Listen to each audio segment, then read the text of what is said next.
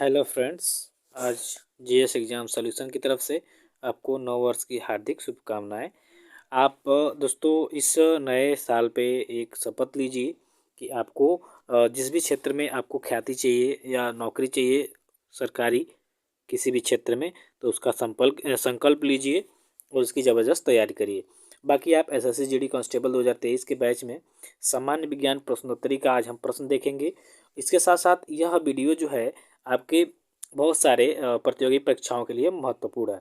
तो मित्रों वीडियो ध्यानपूर्वक देखिएगा और जो आपको क्वेश्चन आए उसको आप कमेंट के माध्यम से हमें हमारे पास पहुंचाएं, अपना कमेंट दें उसमें कि हाँ सर इसका ये होगा। ठीक है, तो ये प्रैक्टिस सेट है आपका सामान्य विज्ञान प्रश्नोत्तरी से एसएससी जीडी कांस्टेबल के साथ साथ अन्य किसी भी एग्जाम की आप तैयारी कर रहे हैं तो इसके लिए।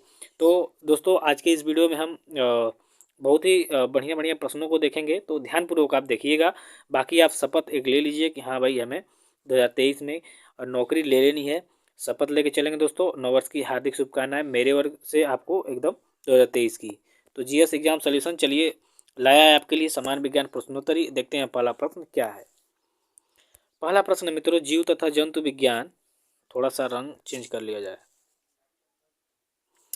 जीव तथा जंतु विज्ञान का जनक किसे कहा जाता है? विकल्प है अरस्तु, बी है लैमार्क, सी है थियोफ्रेस्टस और डी है विलियम हार्वे।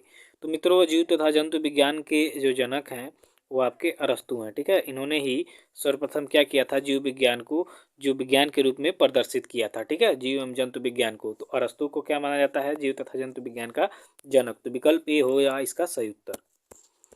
प्रश्न संख्या 2 है मित्रों कि चिकित्सा शास्त्र का जनक किसे कहा जाता है? विकल्प है अरस्तु, बी है हिप्पोक्रेटस, सी है लमार्क और डी है लेवासियर।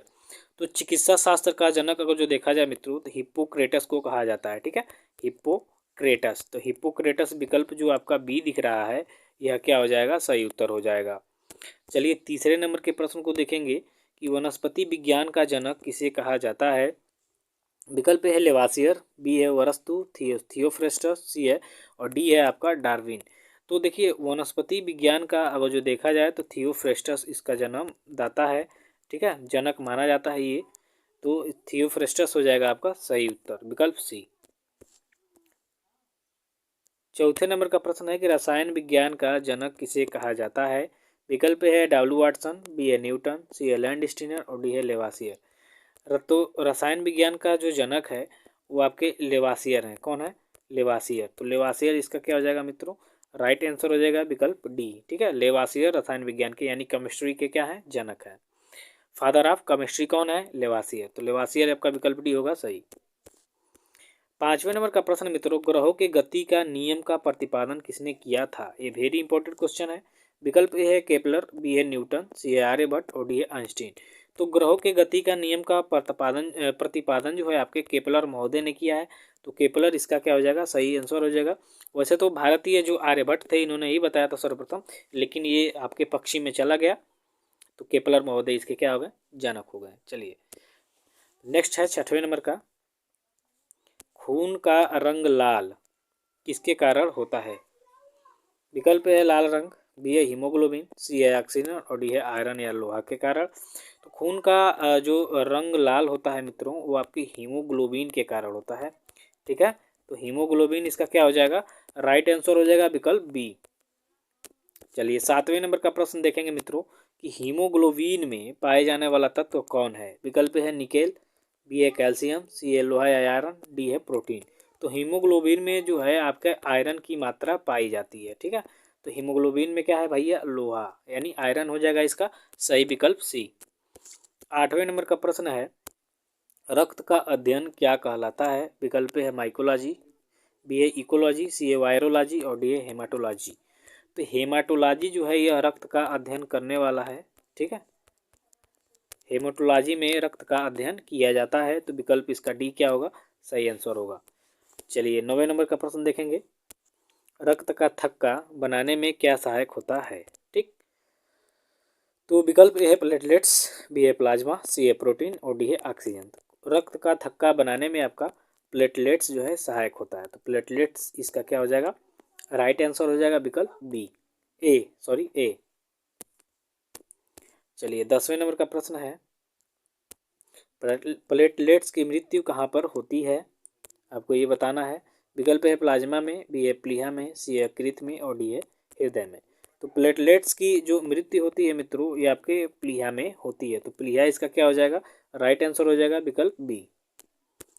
चलिए 11 नंबर का प्रश्न है कि रक्त का थक्का जमाने में कौन सा विटामिन सहायक होता है, यानी जो रक्त का थक्का जमता है इसमें कौन सा विटामिन सहायक होता है, vitamin A, vitamin B, vitamin K या विटामिन ई। तो रक्त का थक्का जो जमाने में सहायक होता है विटामिन, वो आपका विटामिन होता है ई, ठीक है, अरे सॉरी विटामिन के, विटामिन के। तो विटामिन के इसका क्या हो जाएगा, राइट आंसर। विटामिन के द्वारा क्या होता है, रक्त का थक्का जमने में ये सहायक होता है, ठीक है मित्रों। तो चलिए 12 नंबर का प्रश्न देखेंगे, रक्त का कितना प्रतिशत भाग प्लाज्मा होता है। विकल्प है 90%, बी है 80%, सी है 70% और डी है 60%। तो रक्त का जो है भाग में वो जो प्लाज्मा की देखा जाए कितना परसेंट होता है, तो 60% होता है। रक्त में 60% आपकी प्लाज्मा होती है, तो विकल्प इसका डी हो जाएगा सही। ऐसे ही 13 नंबर का प्रश्न है कि रक्त में पाए जाने वाला तत्व कौन सा है। विकल्प है आयरन, बी है कैल्शियम, सी है प्रोटीन और डी है वसा। तो रक्त में पाए जाने वाला जो तत्व होता है मित्रों, वो आयरन होता है। तो आयरन इसका क्या हो जाएगा, राइट आंसर हो जाएगा विकल्प ए। चलिए 14वें नंबर का प्रश्न है मित्रों कि ब्लड बैंक कहलाता है। विकल्प है हृदय, बी है प्लीहा, सी है यकृत और डी है वृक्क। तो ब्लड बैंक आपका प्लीहा कहलाता है, ठीक है, क्या कहलाता है, प्लीहा, ब्लड बैंक। तो विकल्प आपका बी हो जाएगा सही उत्तर। 15 नंबर का प्रश्न है कि आरबीसी का कब्रगाह कहलाता है। विकल्प है फेफड़ा, बी है धमनी, सी है प्लीहा और डी है वृक्क। तो आरबीसी यानी रेड ब्लड कार्पोसेल्स, लाल रक्त कणिकाएं का जो कब्रगाह होता है वो आपका प्लीहा होता है। क्या होता है, प्लीहा। तो प्लीहा इसका क्या हो जाएगा, राइट आंसर हो जाएगा विकल्प सी। 16वें नंबर का प्रश्न है मित्रों कि रक्त समूह के खोजकर्ता कौन थे। विकल्प है विलियम हार्वे, बी है ल्यूवेन हॉक, सी है रॉबर्ट हुक और डी है लैंड स्टीनर। तो देखिए रक्त समूह के जो खोजकर्ता थे वो आपके लैंड स्टीनर थे। कौन थे, लैंड स्टीनर। तो लैंड स्टीनर इसका क्या हो जाएगा, राइट आंसर हो जाएगा विकल्प डी। 17वें नंबर का प्रश्न है मित्रों कि सर्वदाता रक्त समूह किसे कहा जाता है। विकल्प है ओ, बी है ए बी, सी है बी और डी है ए। तो सर्वदाता यानी सबको देने वाला जो आपका रक्त समूह होता है वो पॉजिटिव होता है। तो वो आपका क्या हो जाएगा, सही उत्तर हो जाएगा विकल्प ए। चलिए 18वें नंबर का प्रश्न है मित्रों, सर्वग्राही रक्त समूह किसे कहा जाता है। विकल्प है ए, विकल्प बी है ए बी, सी है बी और डी है ओ। तो देखिए सर्वदाता मतलब ओ हो गया, सर्वग्राही यहाँ पे हो जाएगा ए बी, यानी सबसे ब्लड ले सकता है लेकिन सबको दे नहीं सकता, सिर्फ ये ए बी वाले को ही देगा ब्लड, बाकी ये किसी को नहीं देगा लेकिन लेगा सबसे, ठीक है। तो विकल्प इसीलिए इसको सर्वग्राही रक्त समूह कहा गया है। 19वें नंबर का प्रश्न कह रहा है कि रक्त को शुद्ध कौन करता है। विकल्प है हृदय, बी है फेफड़ा, सी है वृक्क और डी है धमनी। तो रक्त को शुद्ध करने का जो कार्य होता है वो वृक्क करता है। आपका कौन करता है, वृक्क।